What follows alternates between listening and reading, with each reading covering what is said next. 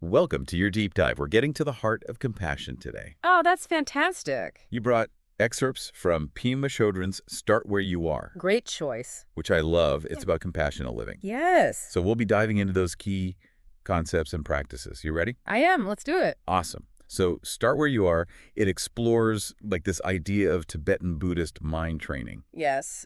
And I think what's so cool about this book is that it really brings those teachings into the messiness of everyday life. It's Right. not about, becoming some idealized version of yourself, but rather, how can we work with what's already here? I like that. It's about changing our approach to what we're dealing with, not adding more to our plate. Exactly. Instead of another thing on the to-do list, it's more about Hold on. how do we handle what's already there?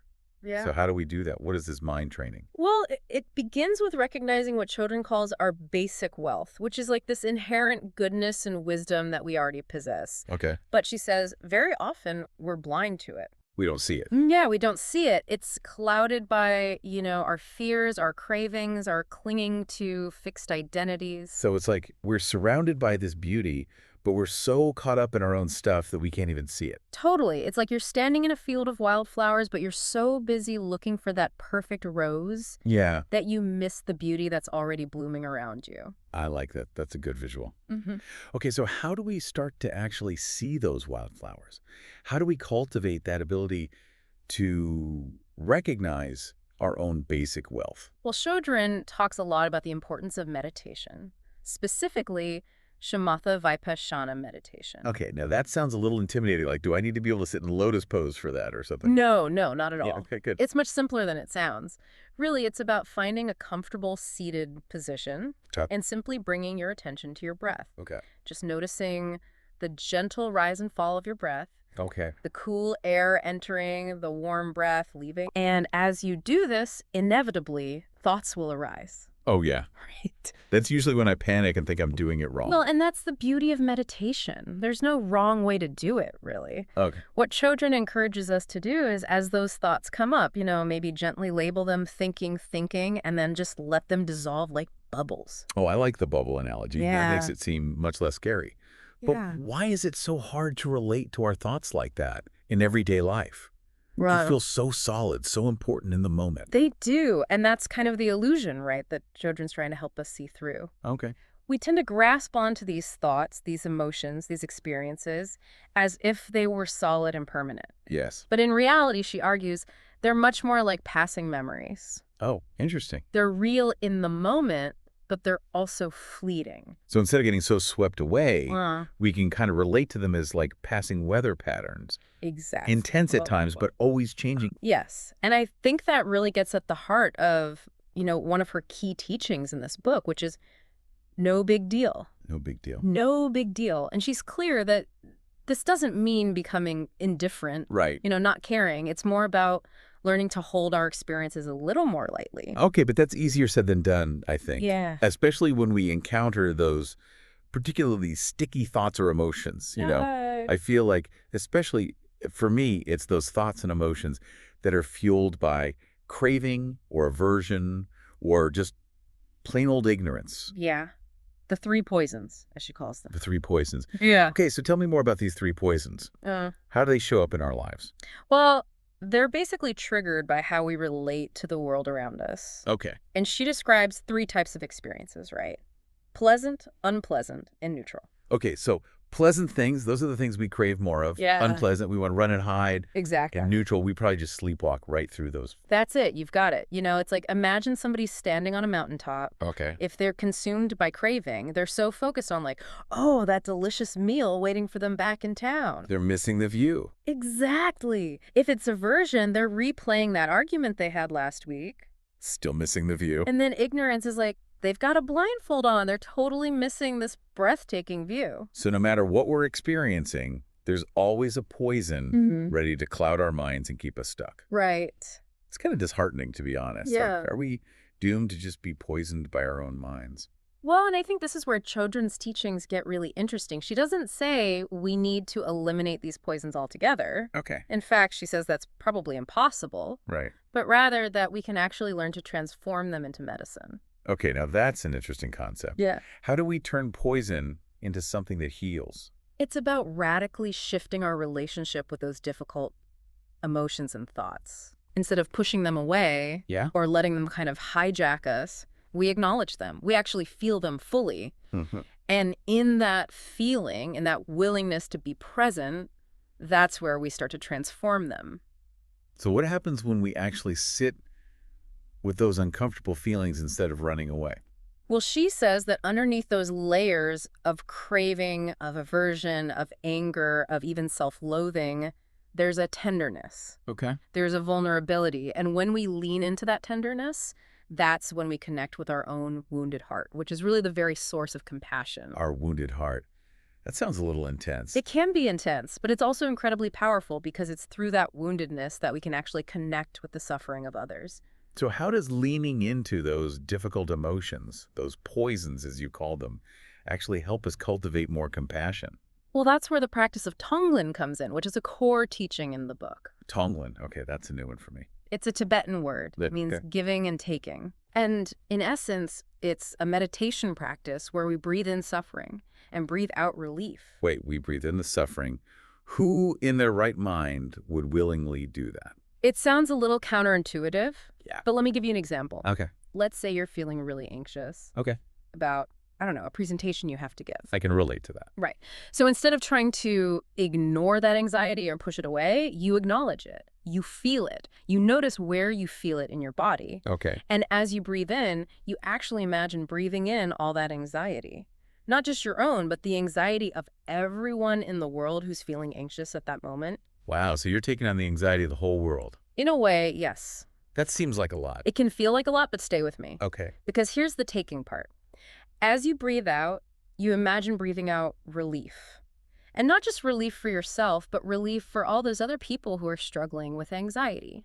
Okay. You're sending out peace, kindness, and compassion with each exhale. So it's like we're transforming that heavy, contracted energy of anxiety into something lighter, more expansive. Exactly. And we're sharing that with others. Yeah. It's like this ripple effect of compassion. Exactly. And as you do this, you start to chip away at that feeling of isolation. Because we realize we're not alone in this. Exactly. We connect with the universality of suffering. It's like a big we're all in this together kind of moment. Exactly. We all experience these difficult emotions. And that recognition in itself can be incredibly powerful. That's a powerful reminder. But what about those people who seem intent on spreading suffering? You know, the ones who, no matter how much compassion we offer, they just keep dishing out the hurt. How do we apply these teachings in those situations? That is the million-dollar question, isn't it? It feels like it sometimes. And that's where one of Chödrön's perhaps most challenging slogans comes in, which is, be grateful to everyone. Grateful to those who hurt us. That's a tough one to swallow. It is a tough one. And she's not saying we become doormats or that we condone bad behavior. Right. It's more that we recognize that even the most difficult people in our lives offer us incredible opportunities for growth. I'm not sure I follow. So she actually calls these challenging individuals in our lives our Juans and Juanitas. Juans and Juanitas. Juans and Juanita, they're like, you know, the ultimate button pushers. Okay. They reflect back to us the parts of ourselves that we've rejected, the parts that we'd rather not acknowledge. So it's like they're holding up a mirror, and instead of liking what we see, we want to blame the mirror itself. Exactly. And that blame keeps us stuck. Okay. So Chödrön suggests that by getting curious about why certain people trigger us so much, Yeah. we can actually begin to befriend those rejected parts of ourselves. Okay, so it's like those challenging people are actually giving us a roadmap to greater self-awareness. Exactly. And through that self-awareness, we can cultivate more compassion, not just for them, but for ourselves as well. Exactly. It's not about condoning bad behavior, but it's about understanding that hurt people hurt people. Yes. And that those who inflict pain are often acting out of their own woundedness. Exactly. Which, that's a challenging perspective to hold, but also incredibly freeing. Absolutely. Because instead of getting caught up in that blame game, we can start to respond with more wisdom and compassion.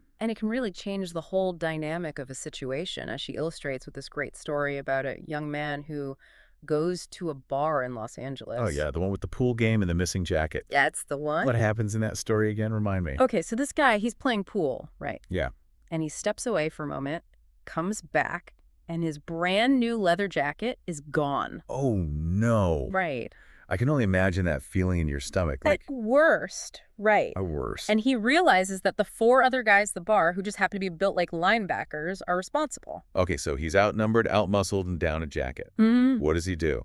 So he could confront them, right, Yeah, yeah, which could have escalated the situation. yeah. I don't think that would have gone well. Yeah, probably not a good idea. Instead, he pauses. Okay. And in that pause, he connects with the fear and maybe the vulnerability beneath his own anger. And he sees them differently in that moment. Instead of seeing them as these bullies who've wronged him, he's seeing them as fellow human beings, maybe driven by their own insecurities or struggles. Exactly. He's able to separate the story he's telling himself, them as villains, him as the victim, Yes. from the reality of their shared humanity. Beautifully said.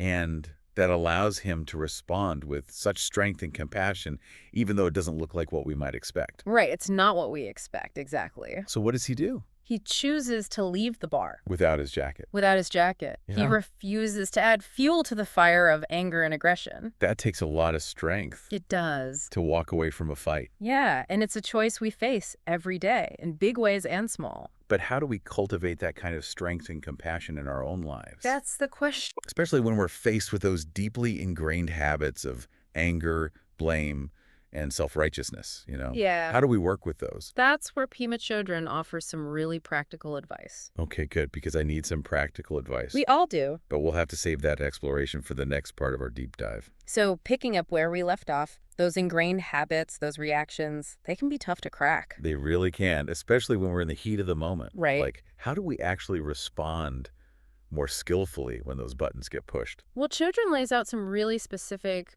practices for overcoming what she calls resistance. Okay. And one that she talked about that might surprise you is called accumulating merit. Okay, accumulating merit.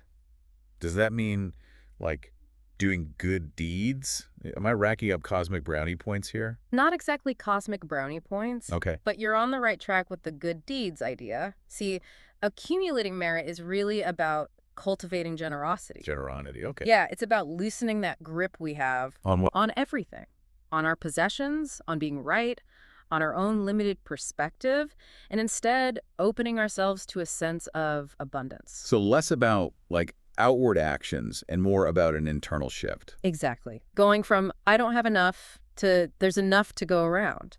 I like that. It's about changing our relationship to what we have. Exactly. Okay, so that's accumulating merit. What's another practice for overcoming this resistance? Well, she talks about confessing evil actions, or as it's sometimes translated, laying down neurotic actions. Confessing evil actions. Okay, hold on a second. Are we talking, like, making a list of all our wrongdoings and, I don't know, presenting it to someone? Do I need to find a confessional booth somewhere? No, not quite. Okay, good. This one's more about cultivating honesty and self-awareness within ourselves. Okay, so inner work rather than public shaming. Exactly. It's about recognizing those harmful, those neurotic patterns that we all have, but doing so without judgment. Right, and with the genuine desire to change. Okay, so how do we actually put this into practice? What does it look like to confess those evil actions or neurotic patterns to ourselves? So Chödrön outlines this really helpful 4-part process. Okay, I love a good process. Lay it on me. All right, so first comes regret. And it's not about wallowing in guilt, but rather feeling genuine remorse for any harm we've caused. Okay, so we're taking responsibility for the impact of our actions, even if that impact was unintentional. Exactly, owning it. And that recognition leads naturally to the second part, which is refraining. We make a conscious choice to stop engaging in that harmful behavior. We're interrupting those automatic reactions, those patterns. Exactly. And to kind of solidify that shift, we move on to the third part, which is remedial action. Remedial action. Okay, so is this where the good deeds come in? Trying to tip the scales back in our favor? It can be, but it's more about, I guess, strengthening our capacity for wisdom and compassion. Okay, so things like meditation, acts of kindness, even just being more mindful in our interactions. Exactly. We're actively cultivating the antidotes to those harmful behaviors. We're replacing those old habits with new ways of being. I love that. And then finally, the fourth step is resolution. Okay, resolution. We make a firm commitment to not repeat that harmful action. But, and this is important, it's not about beating ourselves up if we slip up. It's about approaching ourselves with gentleness and understanding. So it's like we're saying, okay, I see where I messed up, I forgive myself, and I'm committed to doing better next time. Exactly. It's a process, right? Absolutely. It's a practice. It's exactly. Okay, so that's confessing evil actions, or as you said, laying down neurotic actions. Mhm. What other practices does Chödrön offer? Well, she talks about this really evocative practice called feeding the ghosts. Feeding the ghosts. Okay, now we're getting a little spooky. Are we talking about actual ghosts here? Not literally, no. Okay, good. She uses this term ghosts to represent the parts of ourselves that we'd rather keep hidden. Our fears, our insecurities, those like sudden bursts of anger or self-doubt that seem to come out of nowhere. Okay, so like those gremlins that pop up at the worst possible times, whispering doubts and anxieties in our ears. Yes, exactly. We all have those gremlins. And instead of trying to banish them, which, Chödrön argues is kind of a futile effort, we learn to befriend them. Befriend them. How do you even befriend a ghost, let alone one that lives inside your own head? Well, she suggests relating to them with mindfulness and acceptance. Uh. Traditionally, this involves, actually making a small cake as an offering. A cake. Like a peace offering for the inner critic. Exactly. But the gesture, it's symbolic, right? Okay. It's about acknowledging those shadowy parts of ourselves without judgment, without trying to repress them or, act them out. So instead of waging war against our inner critics, we're offering them a peace treaty. And maybe a slice of cake. And maybe a slice of cake. I like it. Right. And in that acceptance and that willingness to be present with those parts of ourselves, something really remarkable happens. What's that? They lose their power over us. Because we're not afraid of them anymore. We're not trying to pretend they don't exist. Exactly. So the more we practice this, the more mindful we become. And those gremlins, those ghosts, they have less power to kind of hijack our thoughts and behavior. Exactly. Okay, that makes a lot of sense. But also sounds like a lifelong practice. It is. It is. It's a journey, right? It is a journey. It's not like you wake up one day and you fed all your ghosts and you never have to do it again. Right, like, congratulations, you've achieved enlightenment. No more ghosts for you. Right, exactly. Wouldn't that be nice, though? It would be nice, but probably not very realistic. Probably not. Okay, so we've got accumulating merit, confessing evil actions, feeding the ghosts. Yeah.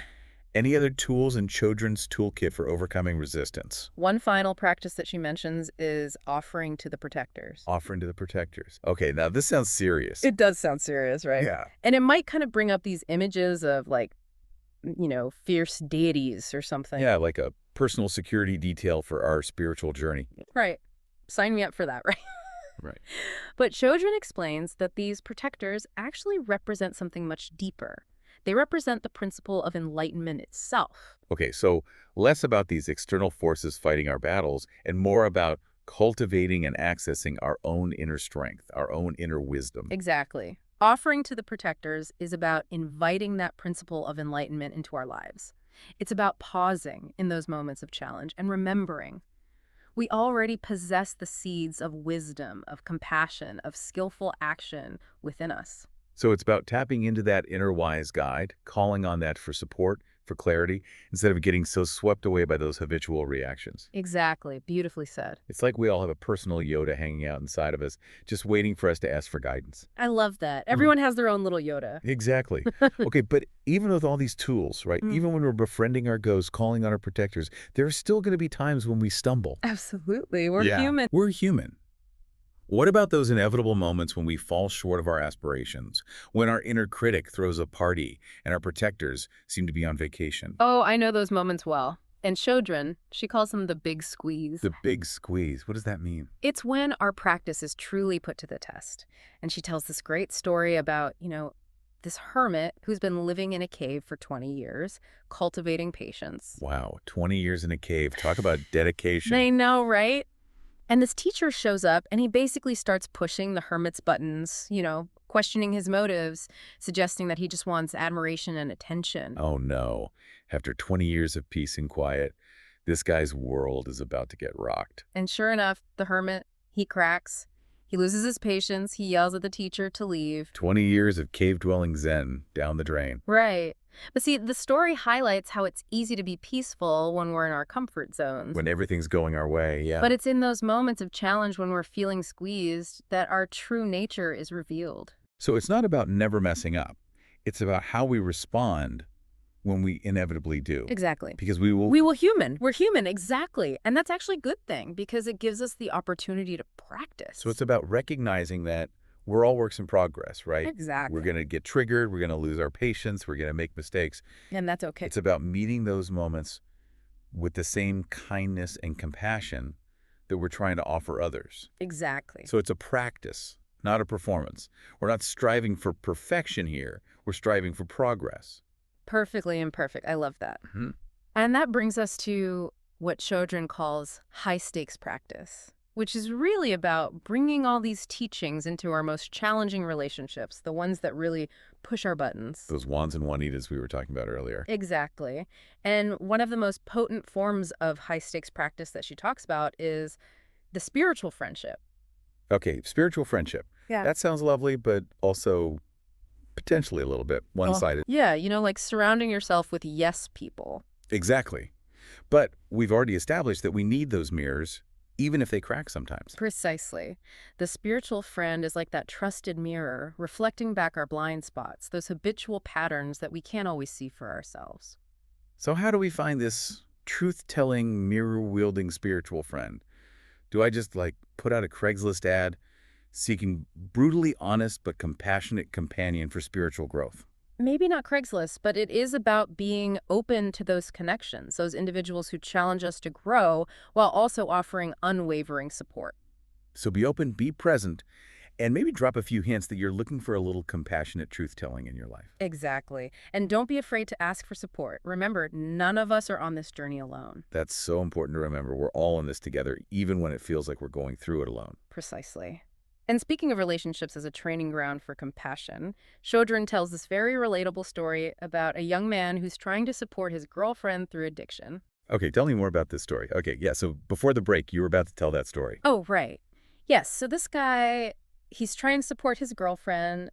She's struggling with addiction, Yeah. and he thinks he's being really supportive, but deep down he's getting more and more frustrated. I can see that happening. Right. And judgmental. Like Yeah. in his mind, it's like, why can't she just, you know? Yeah, I've been there. You try to offer solutions, but you're coming from a place of not really understanding. Exactly. And then one day, he hears himself saying the same things she's been saying. What do you mean? Like all the things that I'm trying, I'm doing the best I can. And it's like a light bulb goes off. He gets it. He gets it. He finally understands, like on a visceral level, what she's going through. It's not just a concept anymore. It's real. It's real. And I think that's the power of empathy, right? To step outside of our own heads, our own judgments, and really try to connect with another person's experience. Exactly. And sometimes that connection, it happens not through words even, but through shared experience. Through realizing we're all fighting our own battles. Exactly. And that recognition, that shared humanity, that's where compassion really blossoms because it allows us to move beyond judgment and into the space of like genuine care and support. It's about remembering that we're all perfectly imperfect. Yes, we're all works in progress. And on that note, we've reached the end of our deep dive into Pema Chödrön's Start Where You Are. Such a good one, though. It is a good one. So much to think about. So much. And, I hope this conversation has inspired you to, approach your own life with a little more kindness, a little more courage, even when things get messy. Absolutely. Be kind to yourself. Wow. And remember, everyone's on their own journey. We're all in this together.